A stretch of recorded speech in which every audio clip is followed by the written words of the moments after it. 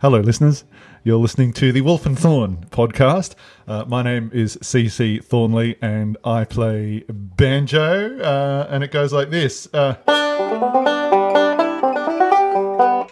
I'm Emily Wolfe, and I play the fiddle.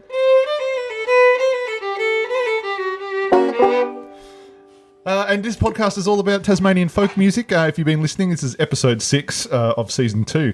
The last 2 episodes were quite special. We went out in the field, as it were, and season 4 was all about traditional dancing. If you want to go back and have a listen to that, all the stuff that's involved in putting on and playing for a dance. And last week's episode was a very special episode on the Cape Barren island music, and we had a couple of special guests, Marinda Jane and Cody Summers, whose name I incorrectly spelt. Yeah, I saw that. You saw that? Yeah, he rang me up to let me know. You fixed it, though. I did fix it. No, it's important that I should. And Cody Summers, is his last name is spelled Summers.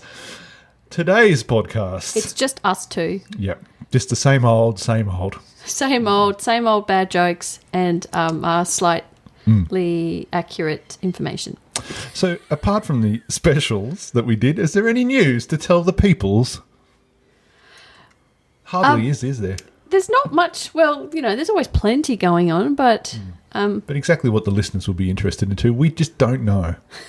No, I guess the thing that we can promote is an upcoming bush dance at the end of this month that the Heritage Fiddle Ensemble will be playing for, and we will, of course, be there for that dance. So if you live in Hobart, it's coming up on the 26th of June at St. James Hall, which is in Newtown, and all this style of music we've been playing, in fact, a couple of the tunes we're playing in today's podcast will be played at that dance, and probably a fair few that we've done before. So if you've enjoying the music and want to dance to it with actual people, you could come to that dance. And that the music, the band performing will be the Tasmanian Heritage Fiddle Ensemble. Yes. So even if you're thinking about coming and checking that out and joining, we've had a lot of new players come in at the moment. There's a bit of interest, especially for people beginning their instruments or have come down a certain road with their instrument. They want to get more playing done or more information, more material that they can get their chops on. You can certainly jump on board with the Tasmanian Heritage Fiddle Ensemble. It'll be a good chance to see us in action, because what we do is we put on a gig every term for the members of the ensemble, and our members range from quite mature. It's a polite way of saying very old. Polite, yes. To quite young. We've got some young high school kids there, and we've got some much older folks in there as well, and all levels across the board. Yeah, I think our youngest member would be maybe 13, and I'm not going to try and guess the oldest because That would be rude. That would be rude. But they're bloody old, let me tell you. So it's a nice, diverse range. Yeah. And it's a lot of fun. And so if we put on... The reason why we put on gigs every term is because, especially for the younger kids, they may not have experienced that before. So that's why we do it, and that's what we're all about. That's what we're all about. So we're doing a dance. If you're around in Hobart that weekend, do come along. It's really good fun. So, today's tunes... what are today's tunes, Emily? Well, we've got a mixed bag. We've got a couple of hornpipes are going to play, some nice Downie tunes, and then one that isn't either of them. Ooh. Neither is nor are. Yep, just to be, just throwing it out there. So, mixed bag today. That's good. We try to keep it, fresh and, exciting for us to keep us on our toes, really. Well, our first tune, we'll get stuck into it. Sure. Why not? Just get into it. So our first tune is a Laing tune, and it's called Mrs. S.G. Laing Hornpipe. Now, I've got information on this, accurate information. Yeah, so no, we're not going to make up some weird elaborate story that she was like a whale tamer or something. Whale tamer? Yeah, I don't know. She used to, back in the early days, we used to tame whales for our own entertainment to get them to do tricks. Yep. But they've all gone now, thanks to the Greens who banned whaling. Ever since the Greens banned whaling, there hasn't been a single whale in the bay. Yeah. Outrageous. Outrageous. Jobs, mate. Where are me jobs? I had a feeling you were going. I was regretting saying Yeah, the whaling thing, so I knew you were going to do I was that. going to riff off that joke. Up that joke. It's great. Anyway, Mrs. S.G. Laing, hornpipe. So Susan Giles Boucher. Boucher. Boucher. Boucher. Boucher. Mate, I don't know. Boucher. You be the judge. You be the judge. You make that call. She was the second partner / wife of Alexander Laing and her third marriage. Okay, cool. On June 30th, 1848, at Port Arthur, what does it say? A. Laing, overseer of convicts, age 50 or thereabouts, married a widowed Susan Giles Boucher. Very fancy. Nee Crocker. Yep, she was aged 37 shortly after they moved to Richmond as town Jailer. jailer. Yeah, are you reading this? I am, but I don't see very well in radio. I have my glasses on, but I'm still very poorly seeing. She was aged 37, terrible. but she didn't look a day over 32. That's right. Yeah, it's quite Then they spidery. moved to New Norfolk and with the same position. So he was a He was the town jailer. town jailer. And he was also very much involved. Laing was involved in the military and was certainly involved in the wars to remove the Palawa people off their land. Yes. So we've spoken about Laing at length. I'm not going to go into it now. No, we won't go into it now. But I actually didn't know the background of this tune, so that was now because I just always use. So presumably this is one he wrote for his second wife to either charm her or placate her. Yeah. In some way. Now I'll never think of this tune the same way again. I like this tune. And for those in fiddle land who understand, I want to use some terminology, this tune uses the Georgian shuffle bowing. So that means 2 slurred, 2 separate. And it's quite fun. And we play it very swung, and with this style of bowing makes it very easy to do so. So that's how I'm going to bow it, in case you wanted to play along at home. Very good. Shall we play the tune? Yes. That's great. All right. 1, 2,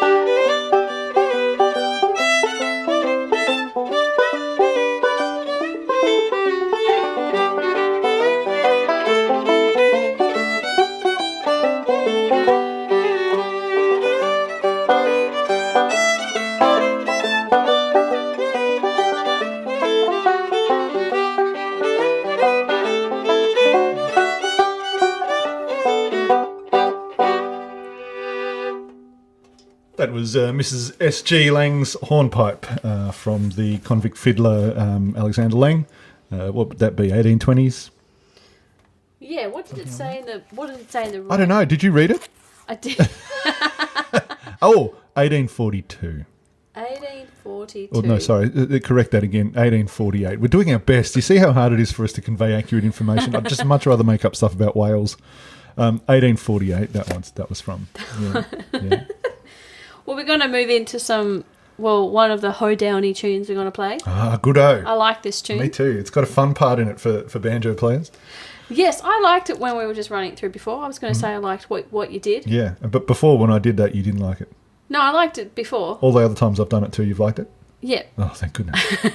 It's one of the rare times that I actually like one of the things you do. Because I'm just doing what you do. Really.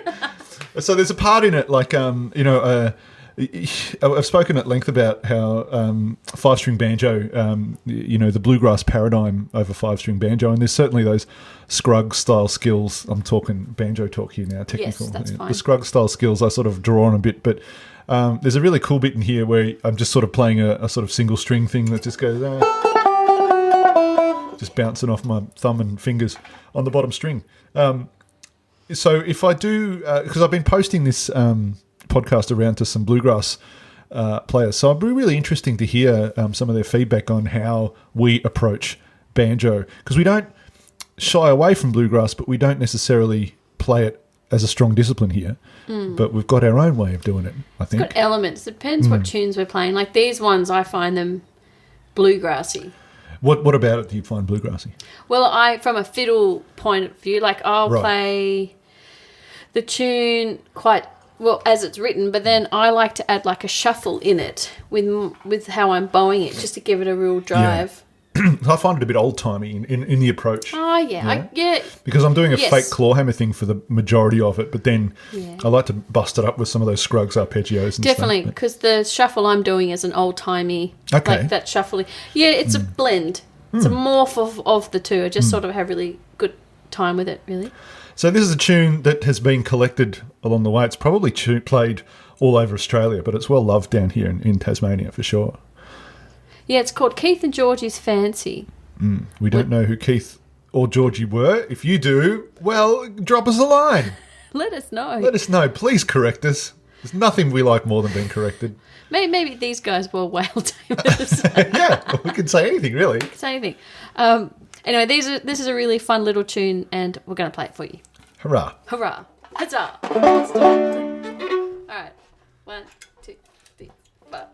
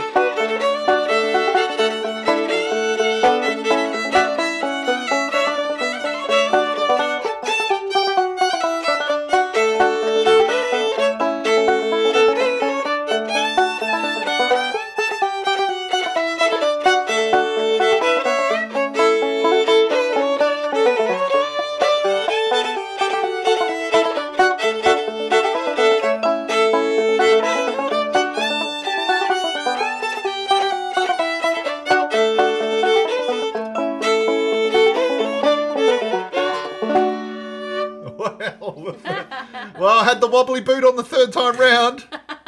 I was thinking, are we going to do it again? I was doing it fast. That's all right. Yeah. I looked at you and you looked at me. Anyway, we picked it up okay. That was seamless. What were you doing in that thing with your bow? In the B section. There's a thing you were doing there. I was playing over the top of it so the listeners might not have heard. I was definitely adding a shuffle. No. It was a little thing, tiny little thing. I'm pitzing. I was pitzing the melody. So show us that. Ooh! I was pitzing with my left hand with my little pinky. Yeah, right. Very good. That's cool. I like doing that. It's a bit That of is fun. so cool. Yes. It's really good to get if you're not strong with the pinky, because pinky tends to be the hardest thing to tame when you're playing fiddle. That's a good way of getting it tamed. There you go, folks. There you go. Got a couple of, I like the fact that we have those little gems in here for those who are interested in particularly banjo and fiddle playing and who listen to the podcast for the banjo and fiddle playing and just to get some different angles and stuff like that. So any of these tunes, if you're listening to them and you want to see the dots, just give us a hoy and we'll send them to you. It costs us nothing to do that. Yeah. So don't be afraid to say, oi, what was that tune you played? It went da da da da da da da da da. If you can remember the name, that'd help enormously. Yeah, maybe if you sing it to us, it might not help. It went. You know the one. Come on. The one that does the thing. Yeah. With the notes. No star review for you, Wolfe and Thorn podcast. They didn't even send me nothing. But we're more than happy to share our music. We're not sitting there with with a little kid with on our chest going, "It's mine. It's my precious." No, we're not like that. No, we don't care. You just have whatever you like. Just have whatever you want. Just lying around. Just lying around. Well, we're going to do another hornpipe. Going back to Laing town. Mm-hmm. And you're going to talk about this one, so I don't have to do it. What are we doing? What? This one. Oh, Miss William Downie's hornpipe. So yeah, I'm pretty sure it's the right one. Hang on. Yes, it is. Yeah, good. we got that. Okay. And this one is in the key of F, isn't it? It is. So most of the tunes we played today, they'll be in the key of D or A, which are very fiddle-friendly keys, or they're in the key of G. And the key of F and the key of B flat and so on, they're not really considered friendly keys, but I find them okay to play on banjo. I love playing in those keys. Yeah. I really like it. There's a lot you can do, because if you're playing a 5-string banjo, you've got your F chord, and then up the top you've got that open 5-string, which is the G, so that actually makes a jazz 9 over the top of your F chord. So that's just me rolling across the bottom 3 strings and plucking the G string on the top. What a nice jazz. And if I play a B flat, that G becomes a lovely little 6. How jazzy. So you can let that, you don't have to worry too much about that open G string there. You don't have to fret it too much. Yeah. Anyway, enough of that. Miss William Downie's hornpipe. This is another tune dedication by Laing to fellow Scots Mary A. Downie and her husband, William Downie, who were born in Stirling, Scotland. The Downies became landed proprietors based on their farm Glenelg near Gretna in Tasmania. By the time Alexander Laing was living in New Norfolk, the Downies' New Norfolk home in 1854 was Glen Derwent. What a bunch of tosses. Situated on the northern side of the Derwent River. The property had recently been an inn known as Elwyn's Hotel, and a resident circa 1852 was William Smith O'Brien, the senior leader of the Young Ireland movement. The Downies were the founders of an extensive clan in Tasmania, many associated with farming. The couple died aged 73 and 79 in 1886 and 1887, respectively, within 6 months of each other. That's how in love they were. I wonder if Mark Downie, the bass player for the Dead Maggies, is related to them. I was literally just about to say the same thing. So if you don't know the Dead Maggies, you should go check them out. They play alt folk country, I guess you could call it, convict folk rock. Punk. Convict folk punk. Yeah, absolutely killer band. But very different to what we play, and lots of historical songs. So if you're not that familiar with that sort of stuff, particularly if you're in America, not so much if you're in Australia, because those guys suck. But if you're in America... it's just that Australians don't really tend to engage with music so well, but the Americans love it. So check out the Dead Maggies. That's my plug. Good on you, Mark. You'll never hear that. Unless we tell him. But I'll know that I did it. We'll know. And you'll know who's listening now. Miss W. Downie's hornpipe. The information we're giving you today is from the book.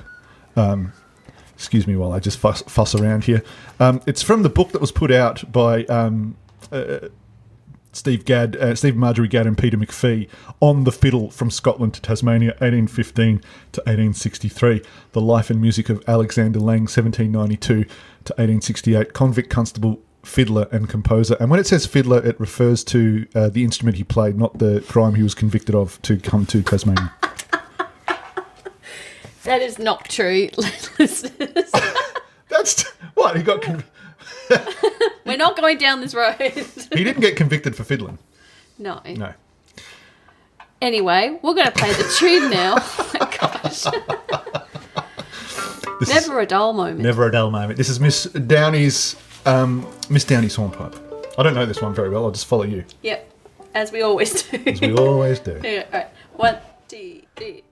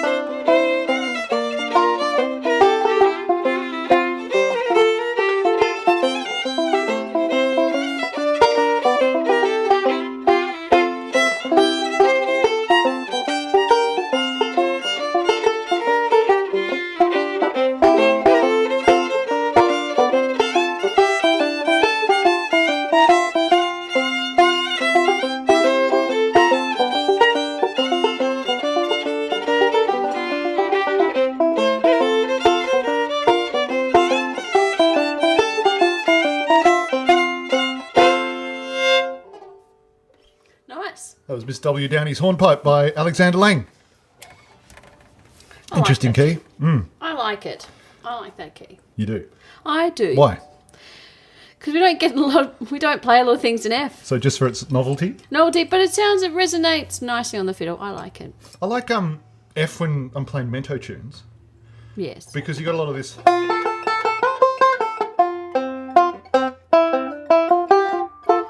got a lot of that sort of closed position meat on the fretboard control over your strings, if you get what I mean. I just find it a really nice jolly key. I don't know why, I just like it. Jolly. Jolly good. We're going to go into another tune now, and it's our other Ho Downie tune. And it's called Waterloo. And this is another collected tune. Yes. Yeah. So it could be from America, it could be from anywhere in that sort of 19th century diaspora of colonials. Could be, or it could be a Tassie tune as well, because there's a place called Waterloo down south. Oh, it could be any of those things. So down past, where is it? South. on the way to Southport. There's a... Oh, really? Yep. Ah. And it's apples. So it was, it's full of apple orchards. Right. So if you have heard this song before or you're not from Tassie and it's part of your repertoire, let us know. What this Waterloo has a secret other life, a secret other family somewhere on its route. Well, actually, that we don't know about. This could be like part of the Apple Shed tune era. Yeah. So, because it's got that Apple Shed dig in it too. And so could Kieth and Georgie. So that could be the connection. For sure. But it's a really nice tune. And Waterloo is also a really nice little place if you ever get the chance to head down that way. If you come to Tassie, come and visit Waterloo and look at the apples. Yep. It's very small. It's like, I don't know what population it would be. Not very big. 3 or something. Maybe. we often play this as a set with Kieth and Georgie's, and then we go into Waterloo, but we split them up so you can hear the tunes on their own for this podcast. So, yep. A bit of information there. Shall we play it? Yes, let's do it. Very good. And we'll do it 3 times. So we three times for sure. So I'm not going to look at you halfway through and go, whoops. Whoops. Oh, God. And this is the key of A major, which I find very interesting to play on the banjo, a little bit problematic in times to get my little melodic rolls going because I've got to think hard about that, about the G sharp note. I can't let the G natural ring in this one, otherwise I get a Mixolydian vibe. Yes, you do. I find A major really easy to play on fiddle. Yes, you do. Yeah. Bloody That's fiddlers. Just me. All right, let's do it. All right, 1, 2, 3.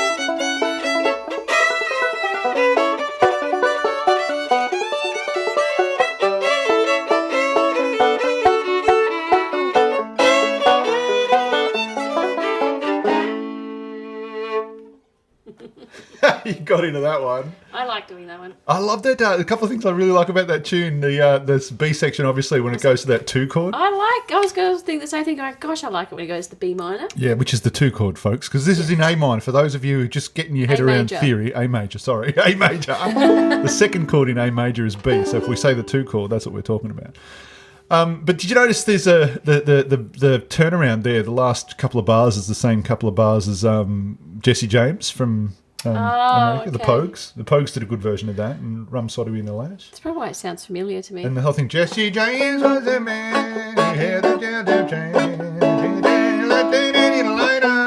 Then maybe it's come. Is that a... We're Pogues. Are they American? No. But that album they did, Rum Sodomy in the Lash, was songs from all over the Irish diaspora. So Australia, they did Eric Bogle's. Oh, okay. Band played Waltzing Matilda. America, Canada, all these places. Yeah. And that was the American one they did. That was very cool. Yeah. Well, I was definitely. I was just fascinated to know what the origins of that tune is. It's definitely how we play. It's definitely. It could easily lend itself to be that American style where it's influenced old-timey or bluegrassy. For sure. Just how we're playing it. And The it seeds. lends itself so easily to do it that way as well. Yeah. They're like weeds. They just pump out all these seeds and they grow into other songs and flowers that look slightly like their parents. But not quite. Not quite, but slightly. Great. Well, our final song. Our fifth tune for today. Yeah. So yeah, this is our fifth tune for today. Thank you very much for listening. Can I just say that if you are enjoying this podcast and you would like to, in some way, show your appreciation in a tangible manner, you can go to the Wolfe and Thorn Bandcamp page and just buy the CD if you want. I think it's like $15 or something like that. But there's other stuff there if you sniff around there that you can pay what you like. For some old Black Swans and Trespass album, you can give us $1 or $2 or something. And all that money goes to fund this podcast and so on and so forth. The other thing you can do is, of course, give us a review, either in person to your friends, like as a oral presentation, or you can just type it up on... do it on a PowerPoint slide presentation. They're quite easy to use, or an Excel spreadsheet. That would be preferable.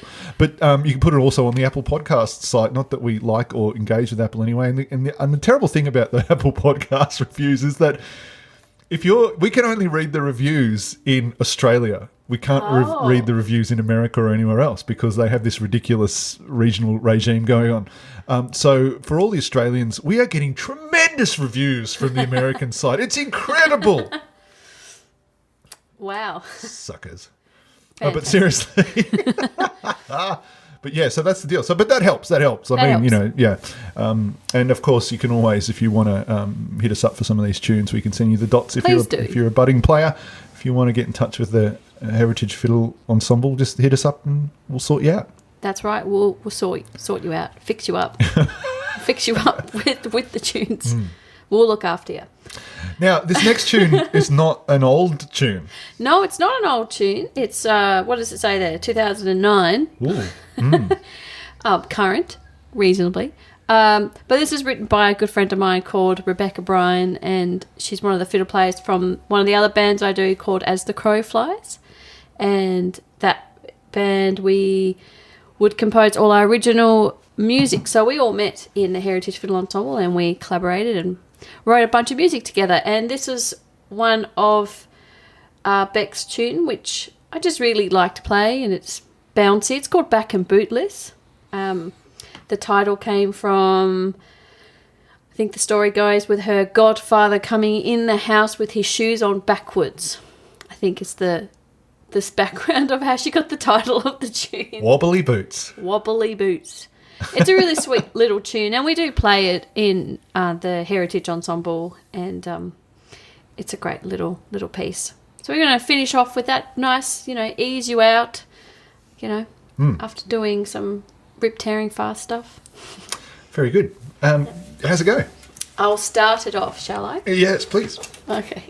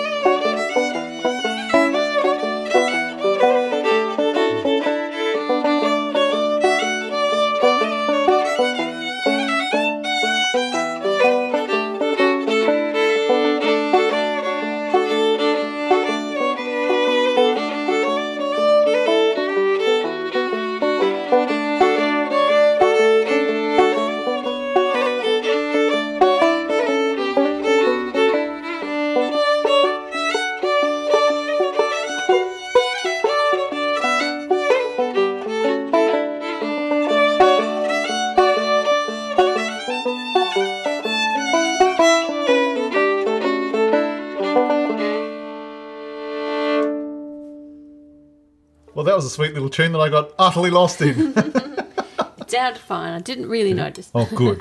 Yeah, because I figure the funny thing about playing banjo is that you've got a lot of areas you can run away and hide to if you don't know what's really going on.